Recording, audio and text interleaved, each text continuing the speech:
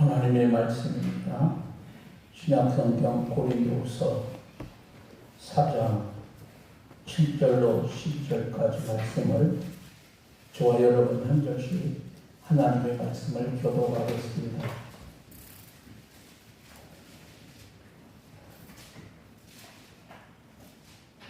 우리가 이 고백을 질그릇에 가졌으니 이는 힘이 큰 능력은 하나님께 있고 우리에게 있지 아니함을 알게 하려 함이라.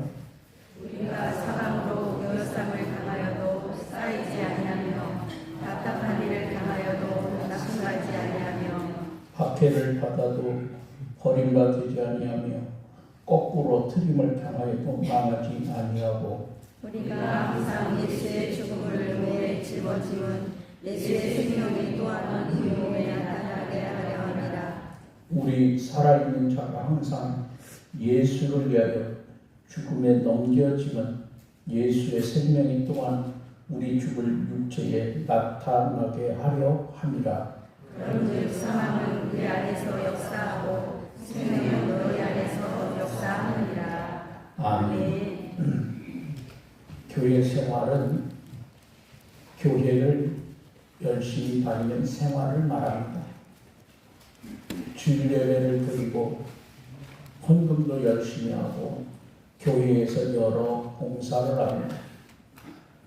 팀을 맡기도 하고 선교에도 회원이 되기도 하고 선교도 갑니다.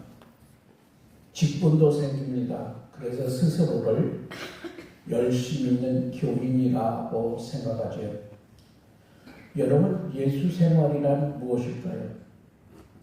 예수 생활이란 말 그대로 예수님을 만나는 생활입니다. 신앙이 세워지는 생활입니다.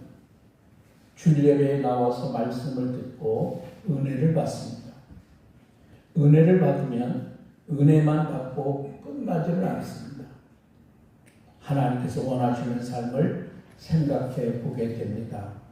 그래서 하나님이 기뻐하시지 않는 일이 끊어지고 하나님이 기뻐하시는 일들이 세워지기를 시작합니다.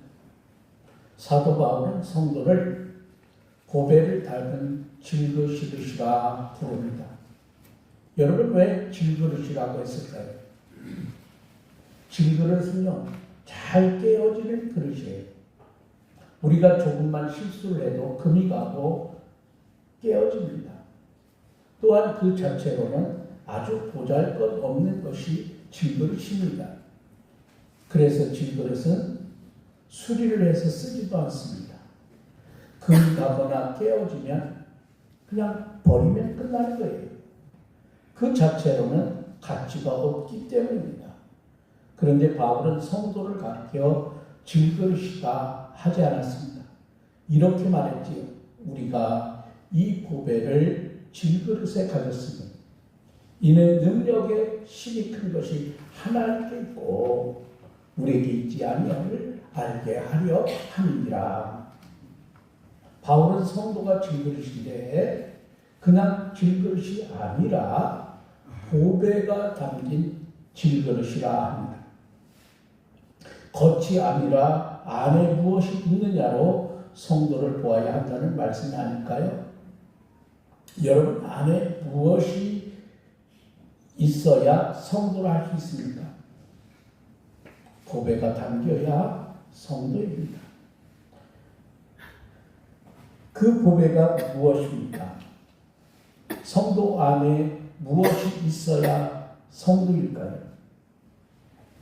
필리핀에서 선교하던 그 선교사에게 교인 중에 한 분이 선물을 가지고 왔습니다. 그러면서 진귀한 상자래요. 언뜻 보아도 굉장히 귀한 상자입니다. 그런데 그 상자를 주면서 이렇게 말합니다. 목사님, 이 상자는 굉장히 귀한 겁니다. 제가 비싼 값을 주고 산 것이니 이 상자를 볼 때마다 저를 기억해 주세요. 절대로 다른 사람에게 주지 마시고 꼭 보관해 주세요. 그 상자는 보석함입니다. 나중에야 그 상자를 열어보고서야 그 그 상자의 용도를 알았대요. 보석과 반지를 담을 수 있도록 내부가 설계되어 있는 상자입니다. 아마도 자신의 보석을 담아두려고 비싼 값을 주고 이 상자를 샀던 것 같아요. 그런데 문제는 목사님 집에 그 상자가 아무 쓸데가 없다는 거예요. 왜 그럴까요? 그 안에 채울 것이 없어요. 그러나 그 상자는 대접을 못 받습니다. 담긴 것이 없는 쓸모없는 상자니까 그렇죠. 여러분, 성도도 마찬가지입니다. 사도 바울은 성도를 말씀하면서 내면에 보배가 담긴 사람이라 말씀하고 있습니다. 여러분, 내면에 무엇이 담겨 있는 사람이냐입니다. 외면이 어떠냐? 그게 아니라는 거예요. 겉은 아무리 치장을 해도 질그릇은 질그릇일 뿐입니다.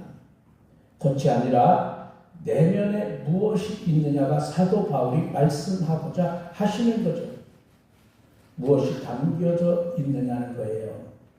그래서 성도는 겉을 어떻게 가꾸느냐에 싸움을 하는 사람이 아니라 안에 무엇을 담느냐와 싸움을 하는 사람입니다. 오늘 성경 말씀에 사도 바울은 질그릇 같은 인생이 당하는 일에 대해 말씀합니다. 어떻게 당해요? 무교쌈을 당하고 답답한 일을 당하고 핍박을 받고 거꾸로 트림, 네 가지 일이죠. 무교쌈이라고 하는 것은 출구가 보이지 않는 일을 당하는 모습입니다. 답답함이라 해결이 보이지 않을 때 무너지는 우리의 마음이에요. 핍박은 도울 힘을 만나지 못한 인생의 모습입니다. 거꾸로 틀리면 끝장이 난 것처럼 보이는 일이에요. 그런데 이런 일들이 우리 인생에 일어난다는 겁니다. 성경도 이런 말씀을 말씀하지 않습니까? 여러분, 요셉의 삶이 그랬었고 모세가 그랬고 그리고 다니엘도 그렇지 않습니까?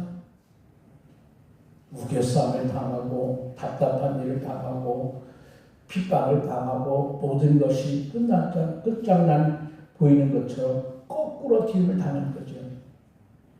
여러분, 오전에도 말씀을 드렸지만 욥을 보세요. 자녀들이 다 죽고 재산이 다 없어지고 사랑하는 아내로부터 당신 차라리 죽는 게 낫다는 소리까지 듣지 않습니까?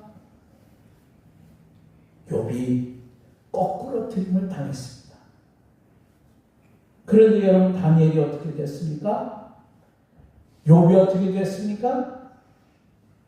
오늘 성경 말씀에 사도 바울은 이렇게 우리에게 말씀합니다. 우리가 사방으로 우겨쌈을 당하여도 쌓이지 아니하며 답답한 일을 당하여도 낙심하지 아니하며 핍박을 받아도 버림받지 아니하며 거꾸로 트림을 당하여도 망하지 아니하고. 여러분, 우리가 예수 생활을 하고 하나님을 우리 안에 오시면 이런 일이 일어납니다. 보배를 달고 질그릇에 일어나는 일들이에요. 사도행전 14장에 보면 사도 바울이 루스드라에 가서 전도를 합니다. 그때 나면서부터 발을 쓰지 못해 걷지 못한 사람을 사도 바울이 치유해요. 루스드라 사람들이 그 놀라운 일을 보고서 바울을 헤르메스라 부르며 신이 사람의 형상으로 왔다 바울을 칭찬합니다. 칭송합니다. 사람들을 겨우 말려서 자신에게 제사를 드리지 못하게 합니다. 그런데 그 다음에 말씀이 놀랍습니다.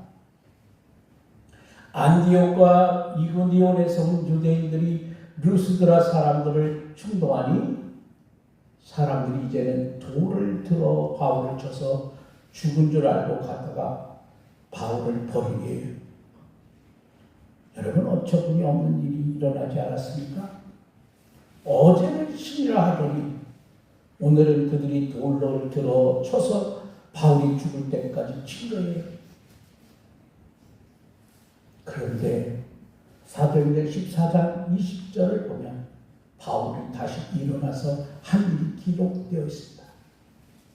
다시 성에 들어간 거예요.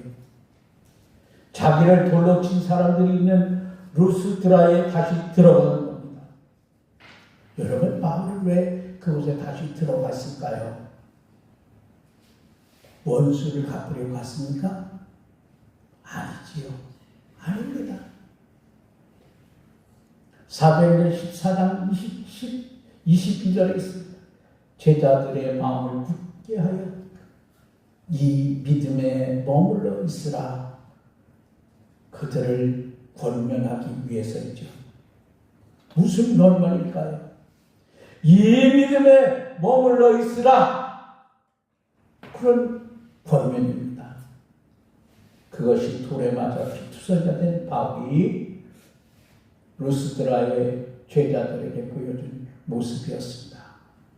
즉, 세상 일에 흔들리지 말고 하나님이 하시는 일을 보라 말하는 거예요.